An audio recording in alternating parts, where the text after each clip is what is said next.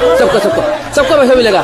नहीं नहीं नहीं, सबका पैसा मिलेगा। इतना बड़ा पटाखा था तेरे हाथ में, इतना बड़ा पटाखा था तेरे हाथ में, तूने कभी धमाका ही नहीं किया। हेलो फ्रेंड्स, कैसे हैं आप लोग।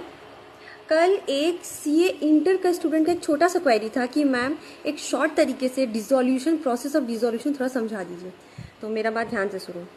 पहला चीज़ याद रखो, section 39 of Indian partnership act 1932 ये स्टेट करता है कि कोई भी फर्म ऐसे ही डिसॉल्व नहीं हो जाएगी, झटपट से बंद हो गया अचानक से, नहीं, ऐसा फर्म डिसॉल्व नहीं होता है। फर्म का डिसॉल्व करने का कुछ प्रोसेस होता है। क्या प्रोसेस होता है? सबसे पहले फर्म को पब्लिक नोटिस निकालना पड़ेगा कि वो डिसॉल्व हो रही है। किस में निकालना पड़ेगा? वर्नाकुलर न्यूज़पेपर में निकालना पड़ेगा, वर्नाकुलर लैंग्वेज में निकालना पड़ेगा और ऑफिशियल गैजेट में निकालना पड़ेगा कि वो बंद हो रही, सबको बताना पड़ेगा ना कि बंद हो रही है। फिर दूसरा स्टेप, जिस दिन हम डेट ऑफ फाइलिंग कर रहे हैं डिसॉल्यूशन का, उस दिन तक का लाइबिलिटी जो फर्म में क्रिएट हो रही वो पैसा हमको पेमेंट करना पड़ेगा। अब पैसा कैसे कैसे पेमेंट करना है?